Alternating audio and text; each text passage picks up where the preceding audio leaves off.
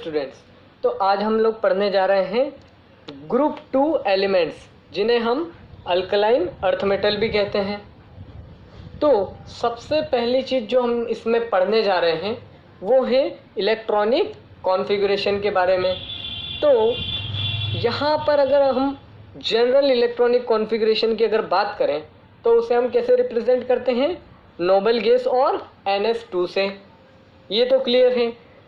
अब यहाँ पर अगर हम इसका एक्सटेंडेड कॉन्फ़िगरेशन देखें तो हमें क्या दिख रहा है। देखिए यहाँ पर जो s ऑर्बिटल है वैलेंस शेल का, ये वैलेंस शेल का s ऑर्बिटल, यहाँ सभी में दो दो इलेक्ट्रॉन्स हैं। जबकि हमने ग्रुप फर्स्ट के एलिमेंट्स में क्या चीज़ देखी थी कि वहाँ पर जो वैलेंस शेल थे उनमें एक एक इलेक्ट्रॉन्स था, तो वो एक एक इलेक्ट्रॉन्स को लूज़ करके वो मोनोवेलेंट आयन बना रहे थे।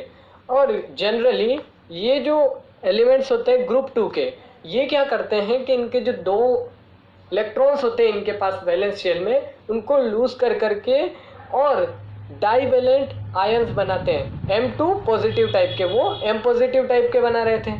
क्लियर होता है? ठीक है, आगे बढ़ते हैं। तो अब अगली चीज़ आती है हमारे पास एटॉमिक और आयोनिक रेडाई। देखिए कि जो अल्कली मेटल्स होते हैं वो अपने आप में काफ़ी बड़े एलिमेंट्स हैं, ये तो हमने पढ़ा था। अब ये अल्कलाइन अर्थ मेटल की बात हो रही है, मतलब हम उससे अगले ग्रुप में चल रहे हैं, ग्रुप सेकेंड में। तो ये उन अल्कली मेटल्स से, इनके करस्पॉन्डिंग अल्कली मेटल्स से ये छोटे होते हैं। ठीक है, ये छोटे होते हैं। क्यों छोटे होते हैं? तो इसका रीज़न है कि यहाँ पर क्या हो जाता है कि इफ़ेक्टिव न्यूक्लियर चार्ज जो होता है वो बढ़ जाता है। तो देखो होगा क्या कि अगर एक न्यूक्लियस है, न्यूक्लियस में एक चार्ज क्या है, कंसंट्रेटेड है, मतलब एक ही जगह कंसंट्रेटेड है चार्ज। ठीक है, क्योंकि वो सेंटर में है ना, तो पॉजिटिव चार्ज तो कंसंट्रेटेड है, पर इलेक्ट्रॉन्स क्या है, डिस्ट्रीब्यूटेड हैं। तो वो जो न्यूक्लियर चार्ज है वो जब बढ़ जाता है तो वो इलेक्ट्रॉन्स को अपनी ओर और तेज़ी से खींचता है, और तेज़ी से खींचने के कारण क्या हो जाता है, इनके साइज थोड़ा सा छोटा हो जाता है। किसके कंपैरिजन में? अल्कली मेटल्स के कंपैरिजन में। बात क्लियर होती है? ठीक है। अब अगर हम इनकी एटॉमिक और आयनिक रेडियाई की ट्रेंड्स के बारे में बात करें तो जब हम ग्रुप की बात करते हैं तो डाउन द ग्रुप अगर हम मूव करते हैं तो एटॉमिक और आयनिक रेडियाई इंक्रीज होती है, क्योंकि जैसे जैसे हम डाउन द ग्रुप मूव करते हैं, ठीक है, डाउन द ग्रुप मूव करते हैं, इसको देखिए ऐसे समझिए कि जब हम डाउन द ग्रुप मूव कर रहे हैं तो यहाँ पे शेल्स बढ़ जा रही है, या second shell, third shell, fourth shell, तो शेल्स बढ़ रही है। इसका मतलब क्या हो रहा है, यहाँ पर एटॉमिक या आयनिक साइज भी इसका बढ़ रहा है। बात क्लियर होती है? जैसा अल्कली मेटल्स में हो रहा था कि डाउन द ग्रुप वो भी उनकी एटॉमिक और आयनिक रेडियाई बढ़ रही थी, वैसे ही अल्कलाइन अर्थ मेटल में भी डाउन द ग्रुप मूव करने पे एटॉमिक या आयनिक रेडियाई बढ़ेगी। क्लियर है? नेक्स्ट पॉइंट अब आता है आयनाइजेशन एंथैल्पीज के बारे में। ये तो हम फैमिलियर हो ही चुके हैं कि आयनाइजेशन एंथैल्पी क्या होती है कि इलेक्ट्रॉन्स को निकालने के लिए जितनी एनर्जी की हमको रिक्वायरमेंट होगी वो उसकी आयनाइजेशन एंथैल्पी होगी।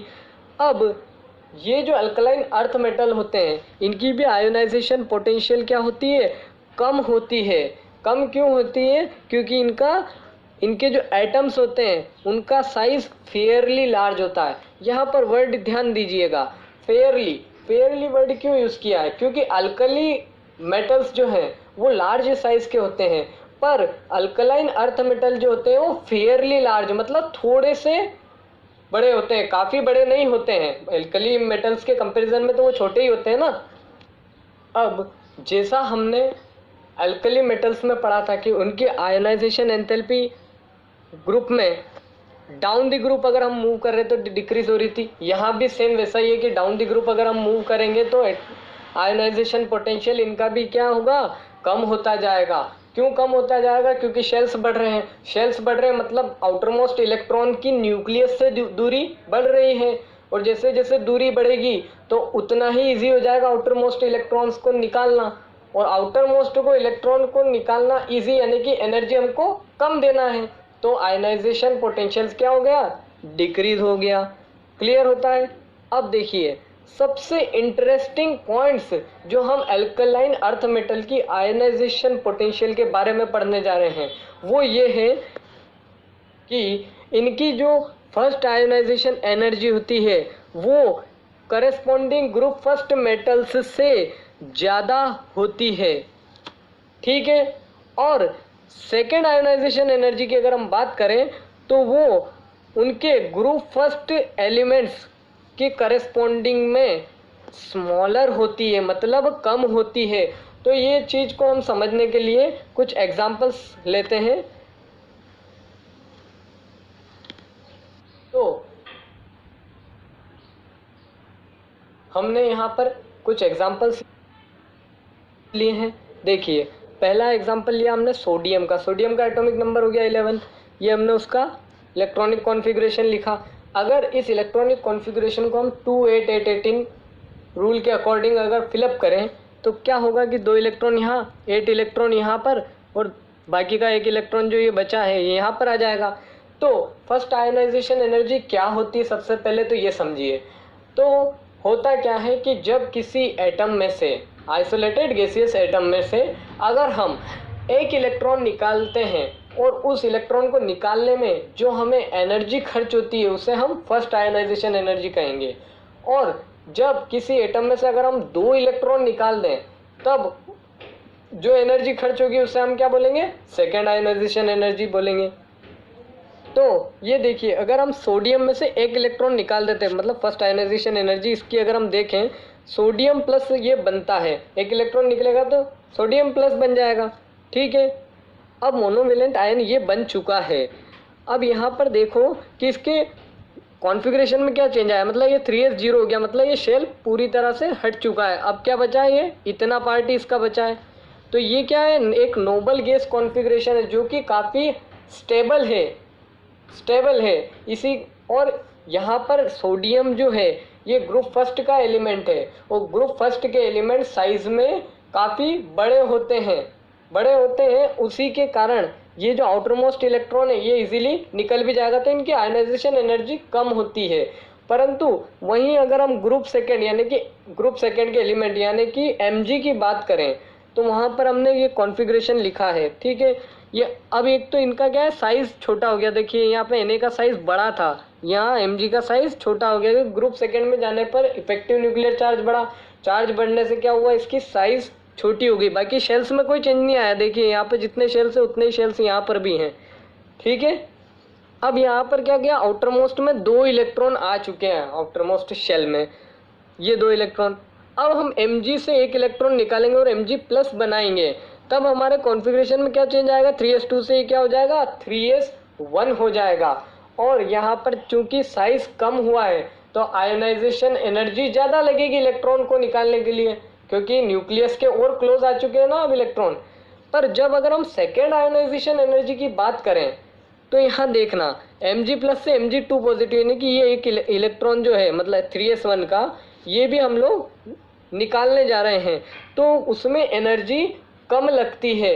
क्यों कम लगती है, क्योंकि जो बाद में हमको Mg2 पॉजिटिव मिल रहा है ये क्या है, नोबल गैस कॉन्फ़िगरेशन है इसका, जो कि हाईली स्टेबल भी है।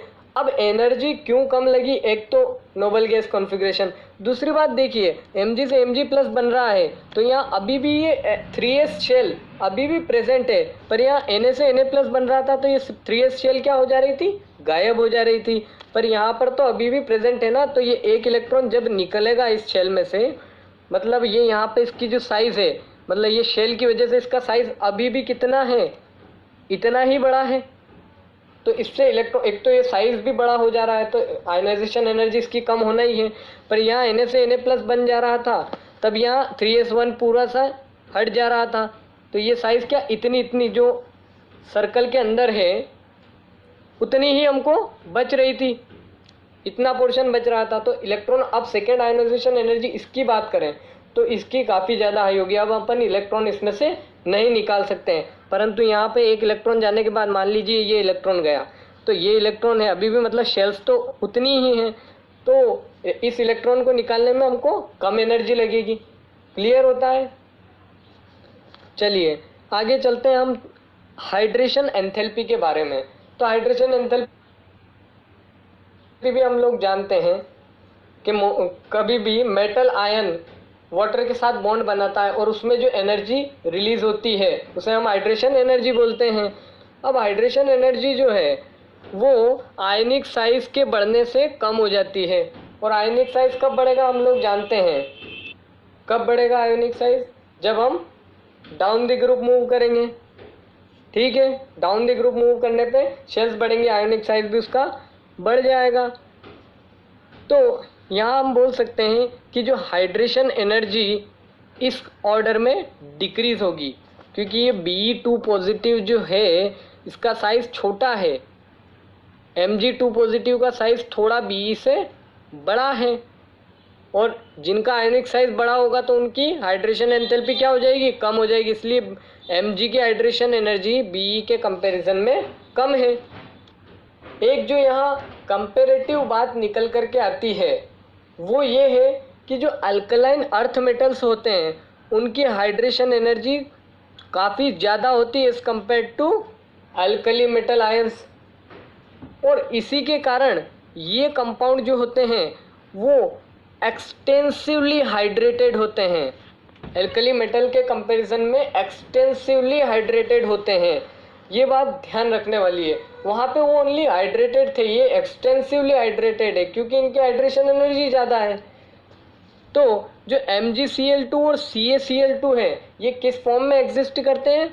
MgCl2 CaCl2 का मतलब ये मेटल हैलाइड्स हैं। ये मेटल है, ये हेलोजन है, मेटल हैलाइड्स है। और ये Cl2 टाइप MgCl2 टाइप के MX2 टाइप के बना रहे हैं।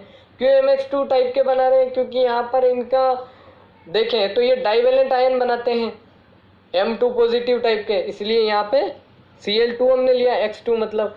तो MgCl2 और CaCl2 किस फॉर्म में एग्जिस्ट करते हैं? MgCl2.6H2O एंड CaCl2.6H2O, ये इनके हाइड्रेटेड फॉर्म हैं। क्लियर होता है सभी को? अब हम लोग मिलेंगे नेक्स्ट लेसन में जहाँ पर हम फिजिकल और केमिकल प्रॉपर्टीज़ के बारे में बात करेंगे।